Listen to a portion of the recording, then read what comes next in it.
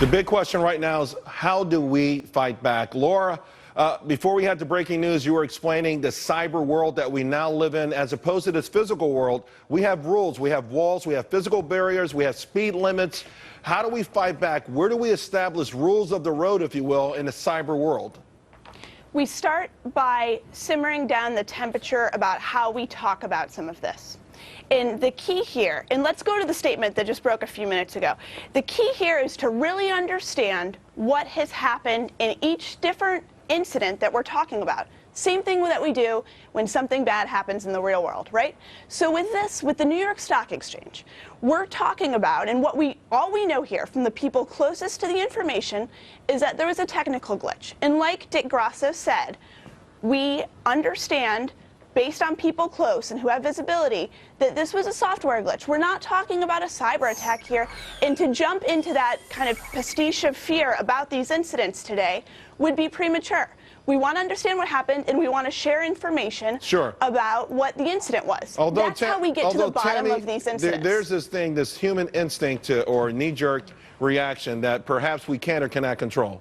Well, look, one of the problems we have is that there is a reticence to admit the new world. This is a new world. It has to be considered also in the environment of almost every agency in the federal government being hacked. The White House, the CIA, the OPM, the State Department. This is not unusual, whether it's a state actor or hacktivist groups. It has to be considered, and I understand the interest in the market of there being some calmness. But the fact is also the American people are not trusting the system anymore. Right. Whether it's 2008 or whether it's Obamacare, or whether it's the lies, there's got to be a whole, in order for calm statements to work, like with Giuliani. The most recent example would be the Office of Personnel Management. That began as, it would look like a tempest in a teapot or a little bitty thing, and every other day it got larger and larger and larger. And the question, though, is how do we protect ourselves? How do we fight back against this? We've got on the phone Sean Henry. We'll give back to you 1 second, Laura, but I've got Sean Henry. He's the former executive assistant director of the FBI. Sean, thanks for joining us.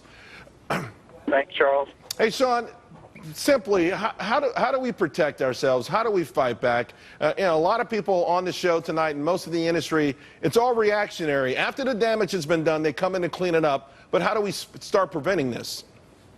Well, that's exactly right, Charles. We need to move from reactive to being proactive. And what that means is people actually hunting on the network, looking for indicators that the adversary is there. Too often, we're trying to put the pieces of the puzzle together after the fact. The horse is out of the barn, and we want to decide how do we fix it. The reality of it is we're not going to prevent these attacks. We need to learn to detect them and then to respond to them. If you respond to them quickly enough, you can remediate them. Peter, we have you, Peter Tran. Yep. Peter, you know, I love your tweets, and you are on top of this thing. And when I went down your timeline on your tweets, it really shocked me to the degree that these things are happening. So many smaller events like this happen almost on a daily basis. I don't know how we can live our lives like that and be comfortable that on any given day, anybody watching this show can be victimized by this. And is there a way to turn the tables and maybe to slow it down?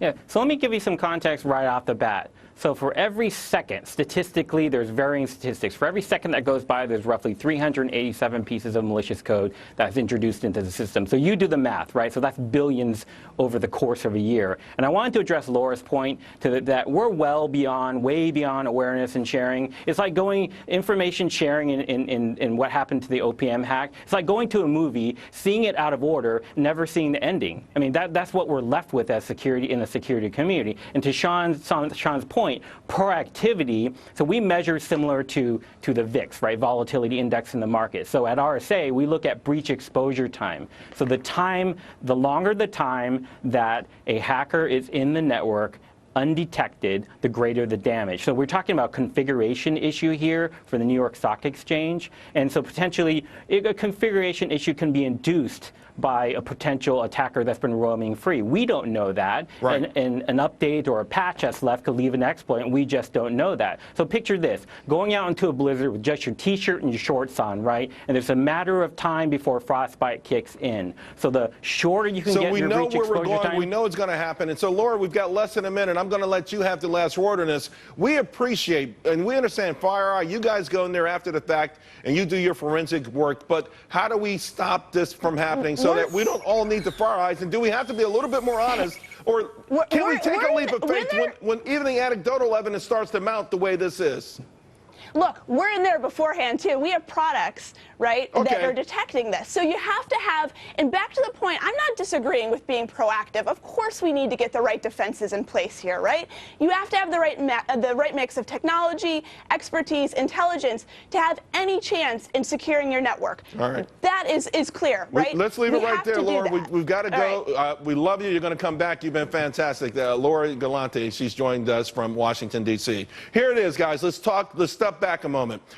United Airlines, all 35,000 planes were grounded. Then the New York Stock Exchange stopped trading for 4 hours. And then the Wall Street Journal, their website did not work. All of that meant that the markets were under pressure. We closed at the low of the session, down 261 points. Layer China, layer Greece on it. Where does the market go from here? We'll be